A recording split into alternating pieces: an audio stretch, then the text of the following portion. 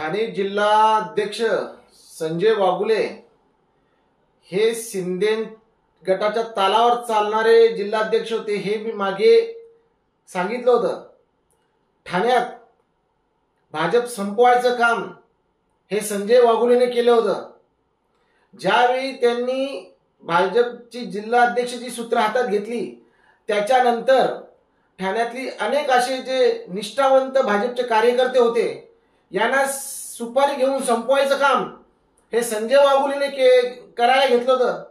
हे मी तेव्हा पक्षाला भाजपला सांगितलं होतं आणि त्याची दखल मला वाटतं आज भाजपच्या वरिष्ठ नेत्यांनी घेतली आहे आणि त्यांनी संजय वाघुले यांची आता जिल्हाध्यक्ष पदावरून हकलपट्टी करून एक निष्ठावंत ज्यांनी 2017च्या निवडणुकीत पक्ष वाढवण्याचं काम केलं होतं अशा संदीपजी लेले यांना पुन्हा भाजपचा ठाणे जिल्हा अध्यक्ष करून संजय वाघुले यांना घरचा रस्ता दाखवलेला आहे। त्याबद्दल मी भाजपच्या वरिष्ठ नेत्यांचे आभार व्यक्त करतो।